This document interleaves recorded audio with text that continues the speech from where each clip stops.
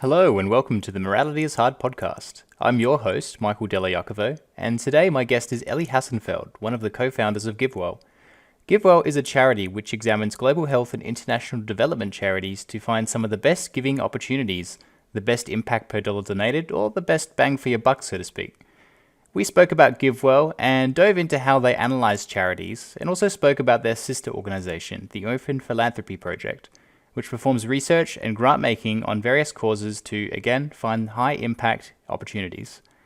Elie will introduce both of these fantastic organizations better than I can, so without further ado, let's jump into our chat. Hi Elie, thank you so much for joining me today. It's an honor to have you here on the podcast. Oh yeah, my pleasure. Thank you. I used to give a lot of introductory effective altruism talks, and I'd often start off by telling the story of how yourself and Holden Karnofsky came to start the GiveWell project. Now that I finally have you in person, I was hoping to get a first-person account. So would you mind telling us in as much or as little detail as you like how GiveWell came to be and what it does? Sure. So GiveWell started about 10 years ago when Holden and I were working in finance. We had went to work at a hedge fund right out of college, and after being there for a few years, we were trying to figure out where to give to charity.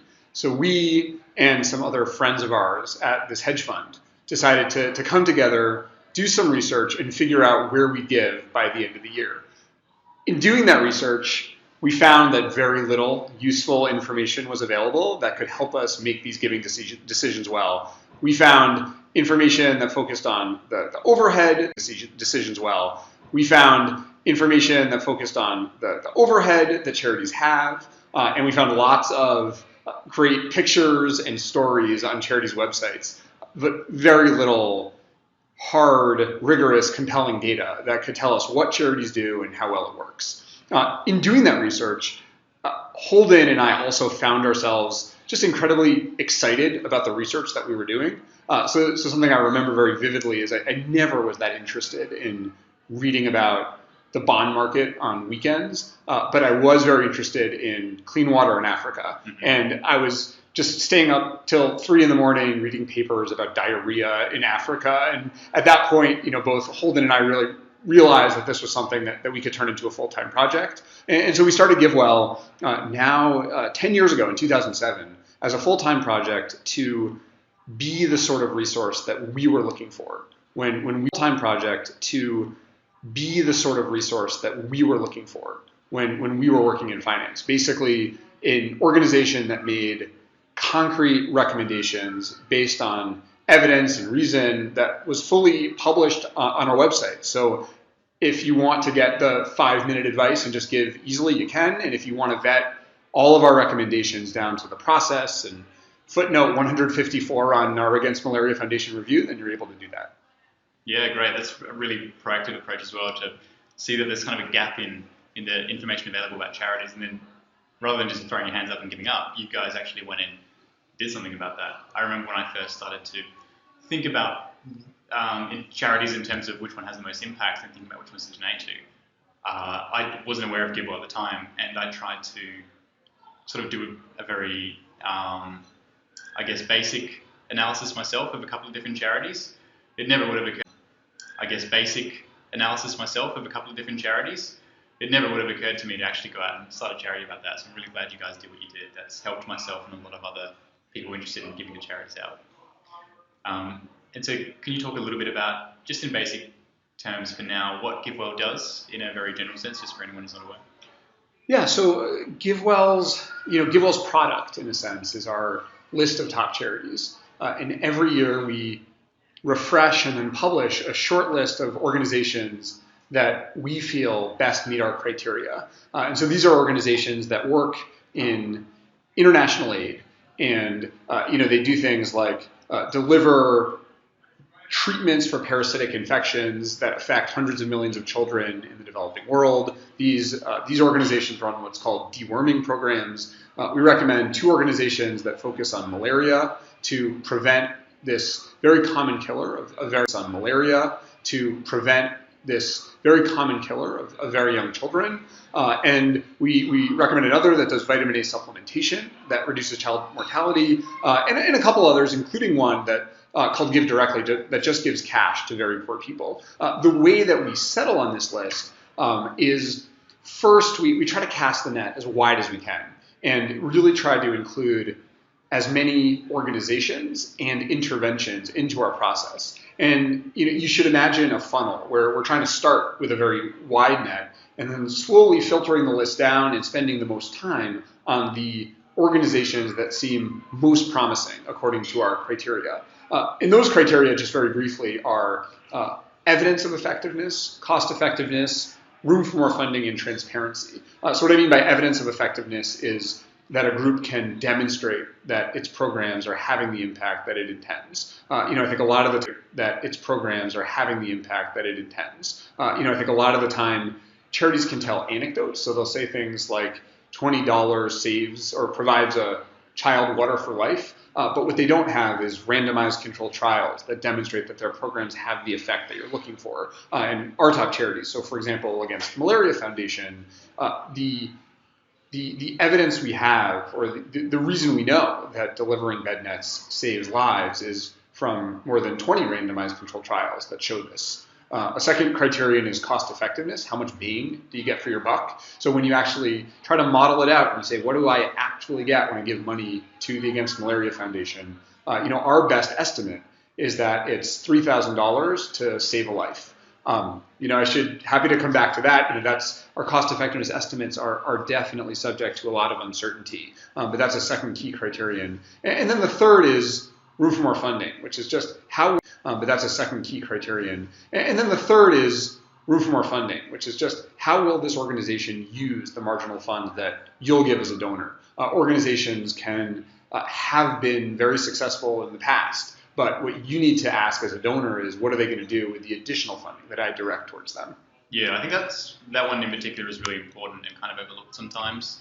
A charity could be having a lot of impact, but if they aren't able to spend any additional funds in the short term, then maybe donating to them isn't actually necessarily the best option.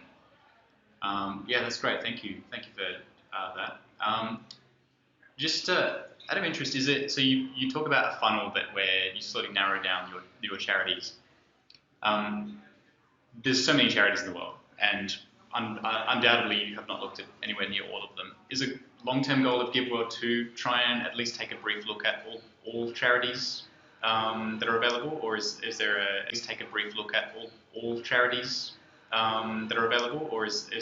a different strategy to that? So we're trying to look at the charities that potentially could be the best opportunities given our criteria. Early on, when GiveWell started, we weren't just focused on global health. We were also looking at domestic causes in the US. And when we did our first year of research, we saw how much more cost effective the programs that could be implemented internationally were than the programs that could be run domestically.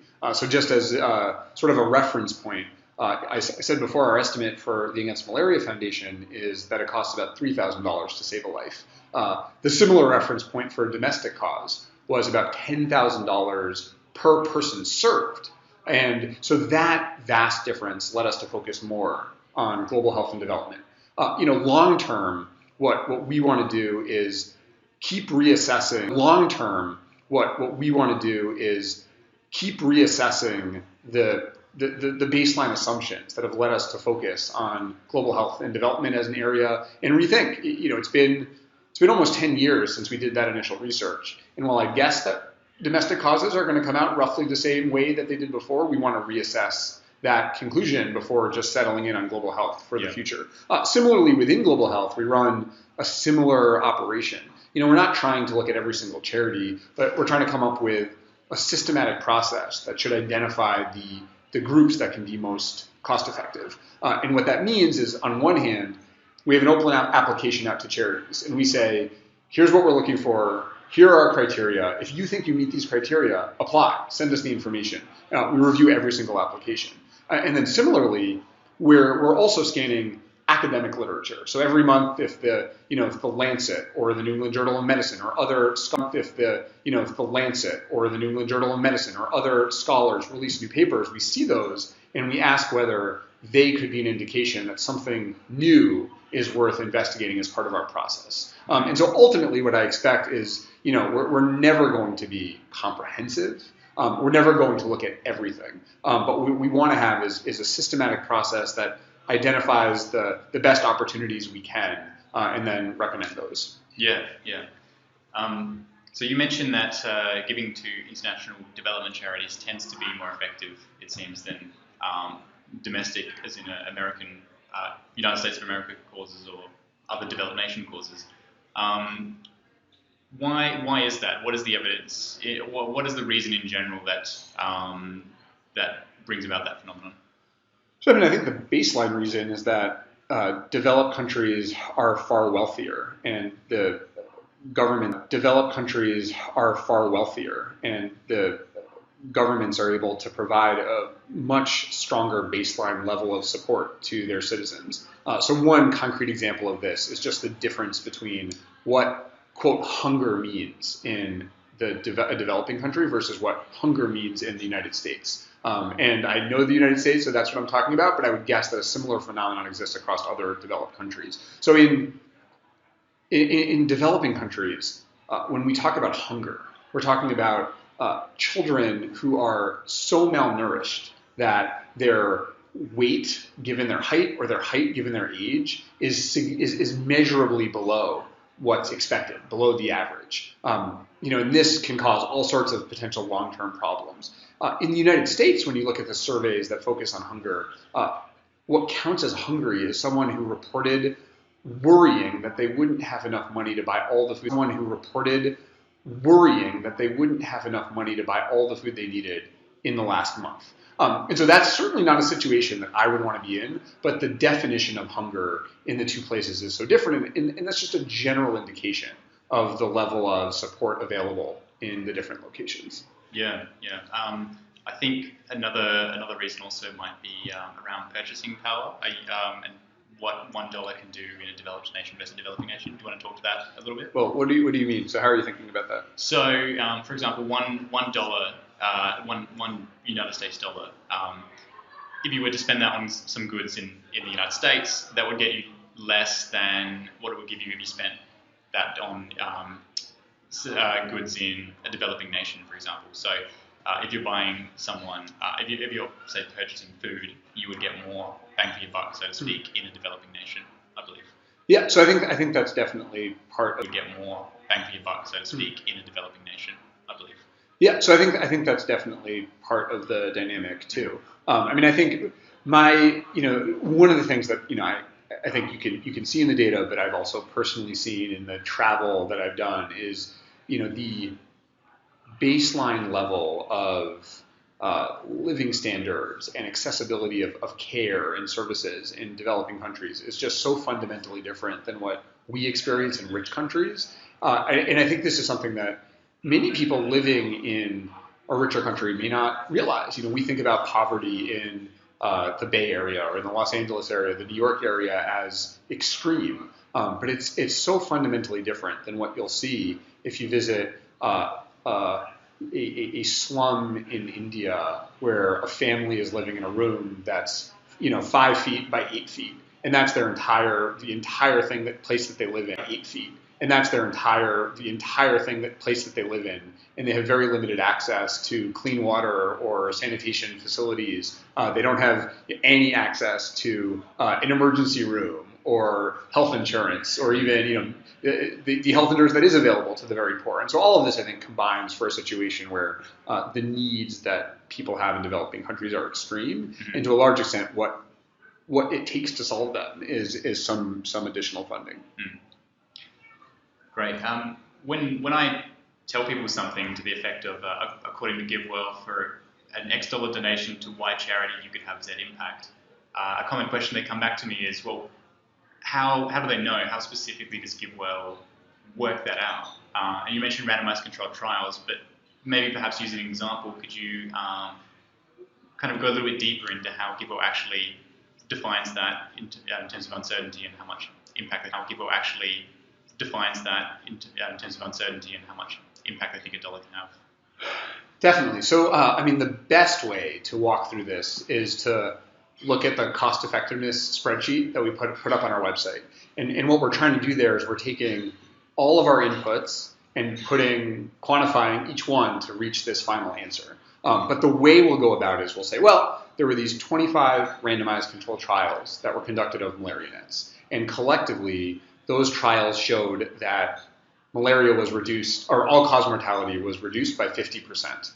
So that's our starting level. And then we'll say, well, what are all the ways that those results might not translate into what the Against Malaria Foundation does today? Well, one possibility is that some nets that the Against Malaria Foundation tries to distribute are wasted. And that's something we'd expect at a large-scale distribution, but not expect are wasted. And that's something we'd expect at a large-scale distribution, but not expect in a randomized controlled trial. Also child mortality has fallen since those studies were conducted. And so therefore, if you target the same population, you have less of an impact than you otherwise might.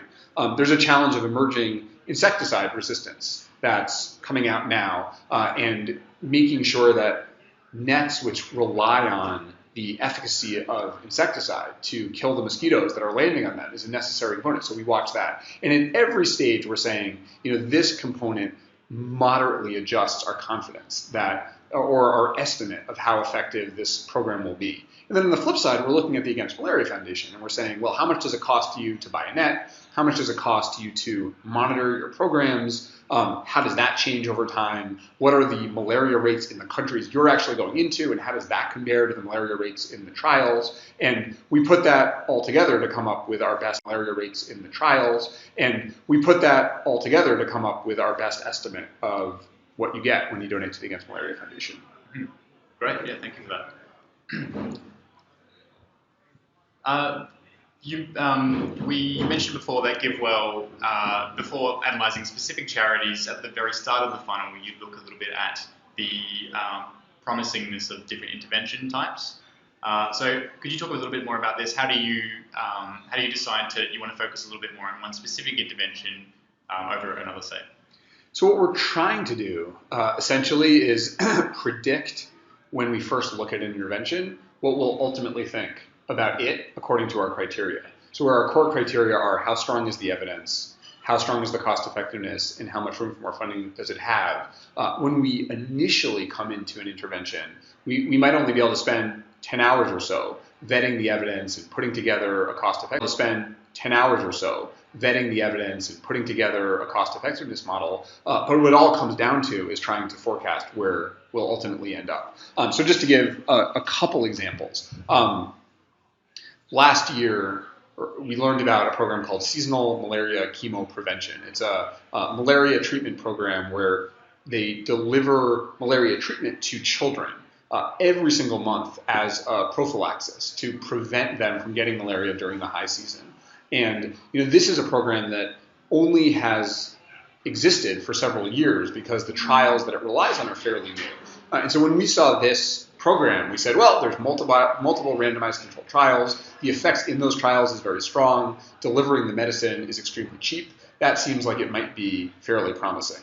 An alternative type example would be one, so let's say that was the very strong evidence of effectiveness, reasonably strong cost effectiveness. Strong evidence of effectiveness, reasonably strong cost effectiveness. Another type example would be an immunization program. So, with support from the Gates Foundation, we collectively have developed this meningitis A vaccine that can be brought to people in Africa. When we looked at this, what we found is that it didn't seem like there was very much additional need for more funding because immunization programs are so cost effective that much of the global health community is marshaling support to fund them.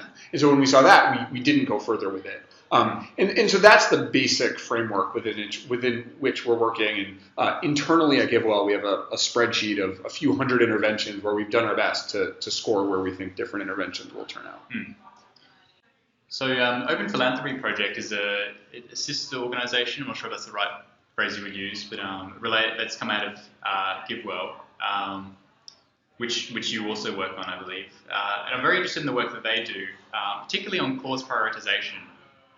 So for our listeners, could you explain what cause prioritization is, how you go about it, and what interesting things OPP has found so far?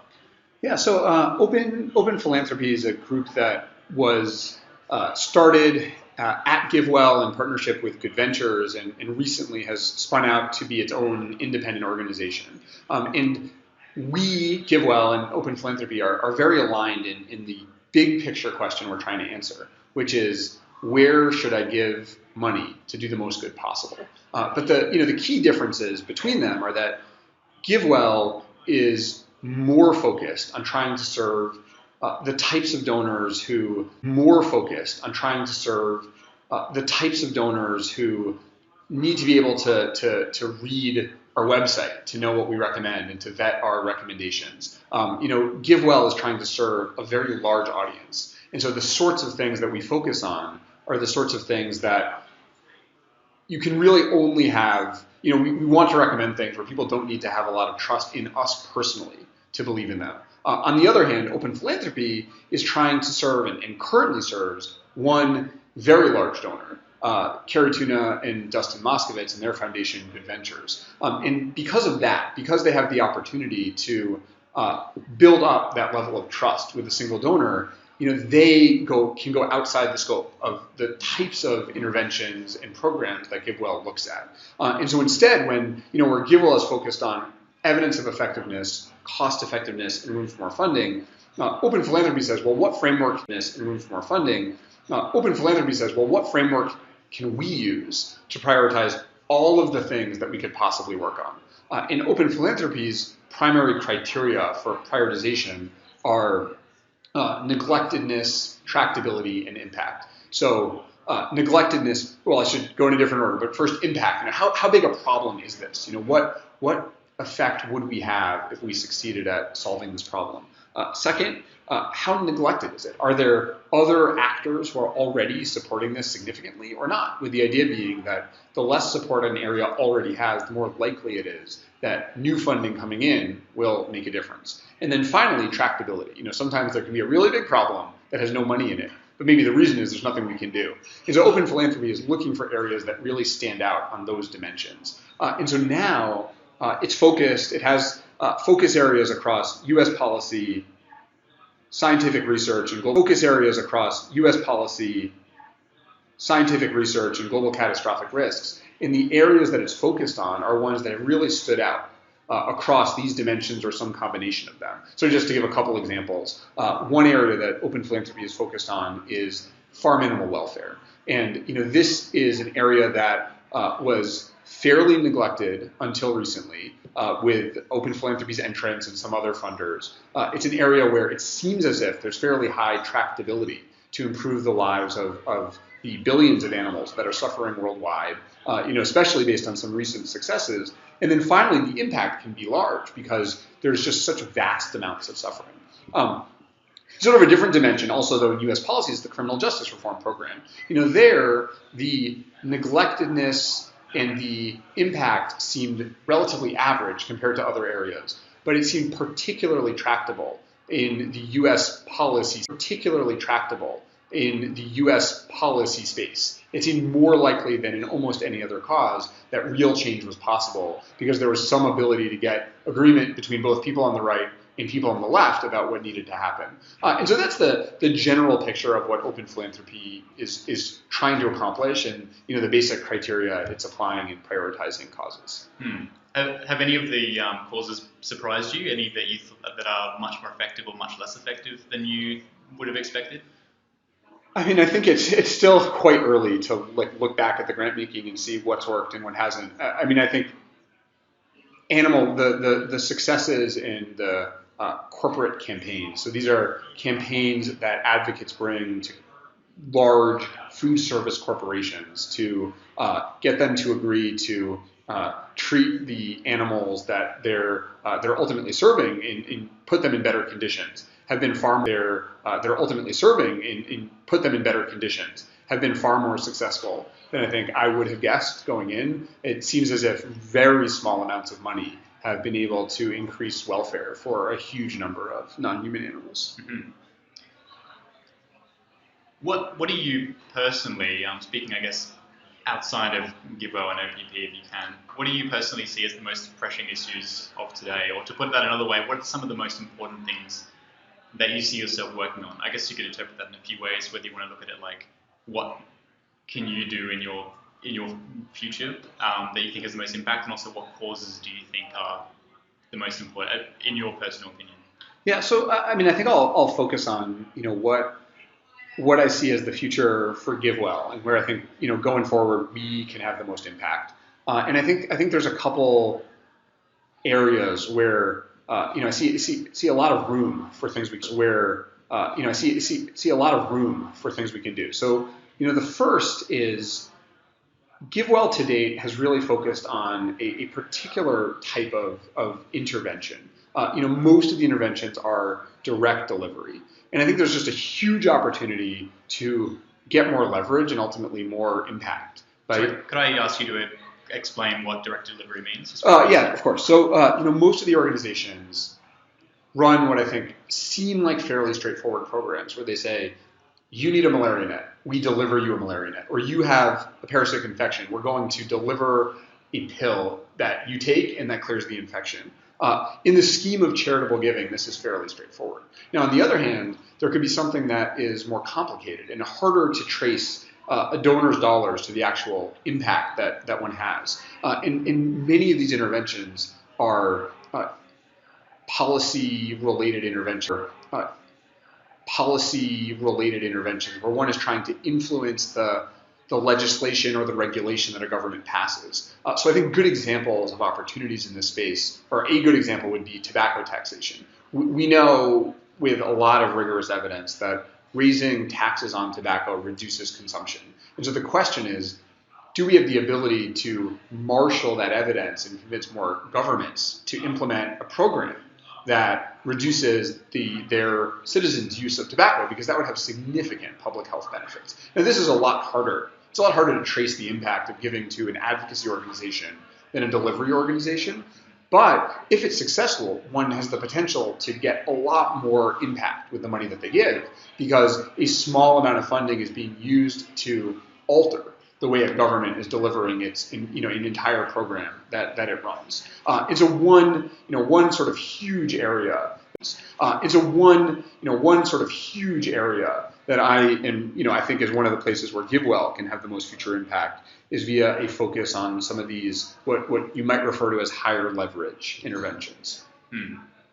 I think in my experience, at least, talking to people, a common criticism of I guess not just GiveWell, but also kind of people who might identify themselves as effective altruism and that kind of approach in general is they don't focus as much on the harder to measure things like you're talking about direct delivery versus indirect delivery, and maybe a little bit different, but talking about systemic change, kind of larger scale, harder to measure change. But it sounds like in your future you want to be looking more at that. Well, I mean, I think there's two parts of this. I mean, even when I'm talking about the harder to measure areas, there's still programs that ultimately we'd be able to say whether or not it succeeded or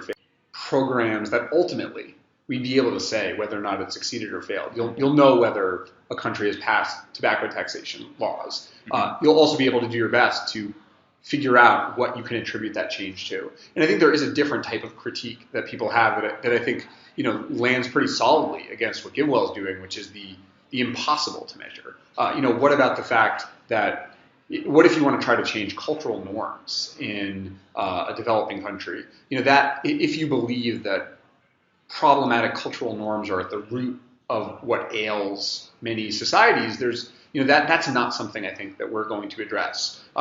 And I think that criticism is fair, though in some ways, what I would argue is that it's incredibly challenging as a wealthy person living in a rich country to have any idea how to truly change cultural norms in another country, and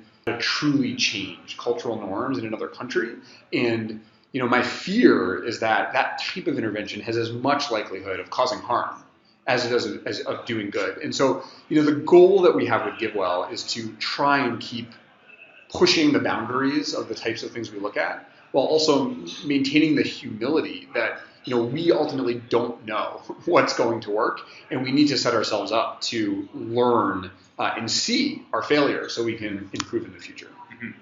Great, thanks for that. Last real question from me, and then I'll give you a chance to add anything else that you think our listeners might be interested in. If you think it's possible to put some kind of figure or range on it, how much money do you think GiveWell has shifted to effective charities over the course of its 10 or so years of existence? So we know with a decent degree of certainty how much funding we've directed to our recommendations as a result of our research. And so through the end of 2016, that figure was around $260 million. And then by the end of 2017, that number will surpass $350 million.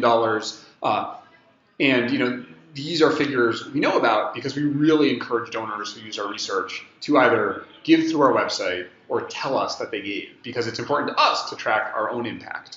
I think a separate, more complicated question might be, what's the counterfactual value of that shift? Where's it actually coming from?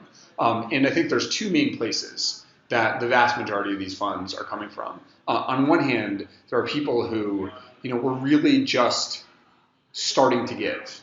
They weren't giving before. They don't have a clear counterfactual to what they would have done. But I think in many cases what people report is that we caused them to give more than they otherwise would have because they